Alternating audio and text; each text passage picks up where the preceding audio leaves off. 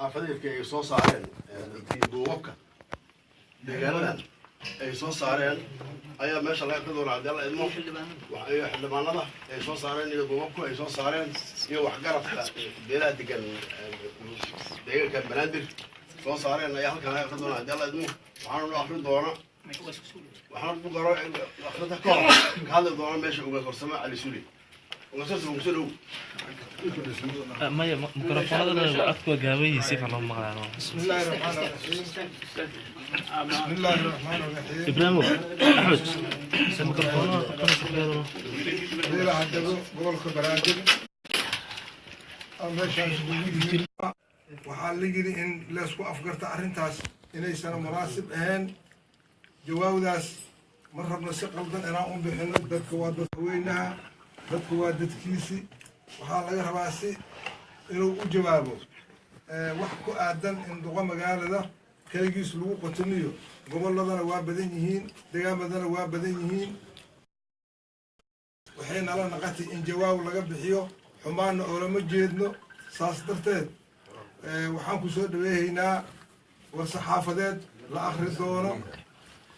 ugaaska noo akhri doono haddii ilaahay yiraa assalaamu calaykum waraxmatullaahi wabarakaatuh فير الحمد لله في شعور أنا سألو كسر وين أو كلمتين كلاية أنت وصلات كان على الخطاب بسم الله الرحمن الرحيم دوبك حلبان ندا ضدك أهلك هو ماشي يسوي يمد ومدة برادر ودلتي أو كغيرون برادر اسم الأنتيس كغيراتي أيام ماشان سقطت من عوضة ضدك مده هو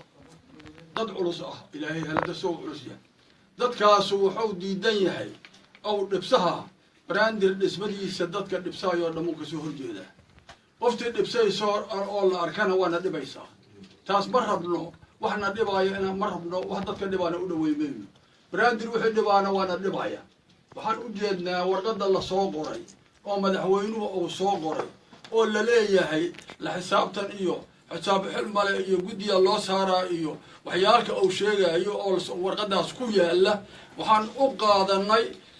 وحل يدي هل مقام كبرادر هل موجيو سيدي اللي بعتك هل مدية تي هرنا لو مدية وباجيان مدانا هدنا لو عليا مدانا هدنا كهر ما هايان وجددوا رصاص بين لطة هذا رصاص طاي وكره حسن إحنا لكديه وحنا يجي جينا رجع ما ده وأما مدحوينه كجرا أما رئيس وزراء كجرا أما تابد كجرا وإسلام بدينا إسلام جوجي هذا إسلام سورابوي هل كان لها قول الله درا عندنا وأقبال ما يصح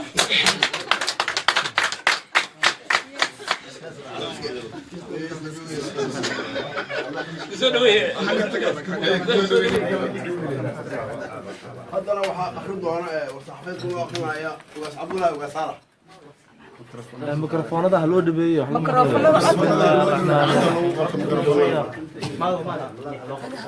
واش هي محل وهي انا ما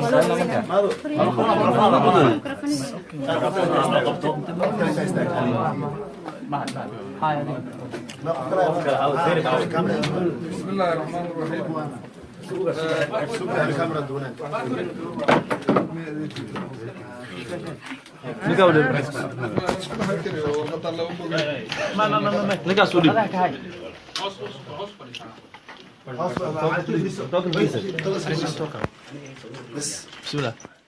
بسم الله الرحمن الرحيم waxaan halkan ku akhrinayaa shirkii caawa isugu yimaadeen qaar ka mid ah duubabka beelaha gobolka Banaadir loogana arrinsanaya xaaladda maartay gobolka Banaadir iyo sida wadciga uu marayo warmartiyadkana wuxuu ku taariikhaysan yahay oo caawa 20 bisha January ay tahay wuxuu ku bilaabanayaa sida tan annagoo ah qaar ka mid ah duubabka iyo waxgaradka beelaha degan gobolka Banaadir waxaan walaac ka muujinaynaa qoraal ka soo baxay xafiiska madaxweynaha haddaba waxaan maartay soo jeedinaynaa qodobo badan oo halkan ku qoran idinkoo dadka shacabka iyo kulle ay wada ogyihiin in duubabkan ay hore ugu jireen ka hortegidda maartay xasilinta iyo dhibaatooyinka gobolka Banaadir ka jiray hore arrimo ka dhacay ugu jireen haatan waxay soo jeedinayaan go'aanadan waxaan soo jeedinaynaa ilaalinta oo inay waajib tahay in la ilaaliyo hantida qaranka iyo dawladnimada Soomaaliya in la ilaaliyo waxaan maartay kala soo jeedinaynaa in hantida qaranku ay taalo meel walba oo dalka soomaaliya una wada baahan tahay si isku wada mida in loo ilaaliyo taasoo aan aada u soo dhaweynayno. waxaa iyadana u baahan in hoosta laga xariiqo in ay isku soo aadeen kulan wadatashi ahaa oo uu ku baaqay guddoomiyaha gobolka banaadir iyo warqadan soo baxday ee arrimaha dhulka ka hadlayso. marka waxaan leenahay warqadda waxa waaye waxay ku astaysan tahay dhulkaas, waxaana u diyaar maaragtay ka hadlaysaa dhacdooyin badan oo dhulka ah oo intaan ognahay lagu soo qaaday. waxaa ayadana madaxda qaranka iyo dowlad goboleedyada la xusuusinayaa in dastuurka ogol yahay in ummadda soomaaliyeed isku timaado deegaanada ayna samaysato si tala ah ay wax ku samaysato, taasoon diyaar u nahay inaan ilaalino iyadoo maaragtay lala tashanayo dhammaan beelaha wada degan gobolka maaragtay gobolka banaadir si ay u helaan maamul la soo doortay. waxaan kaloo madaxda qaranka usoo jeedinaynaa inay maaragtay u ogolaadaan shirweynahaas inuu dhaco oo dadka shacabka gobolka banaadir inay shirweynahaas qabsadaan si ay uga tashadaan aayahooda una helaan madax ay soo doorteen. waxaa kaloo odayaasha dhaqanku ay ogaadeen caawa in macnihii warqadaha dhulka ku saabsan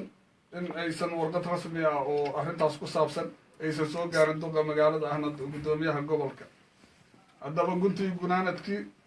ugu dambeyntii waxaa caawa halkan markaan wada tashanay maaragtay isla ogolaanay in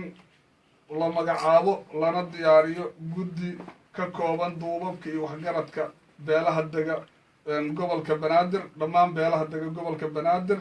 kaasoo ay ka tashan doonaan masiirka iyo mustaqbalka gobolka banaadir. wabilaahi towfiiq.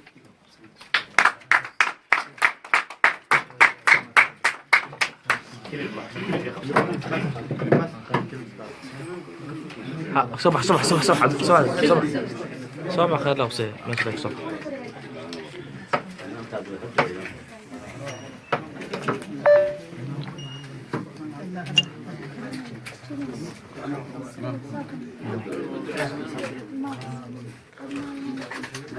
كرسي ماشي كده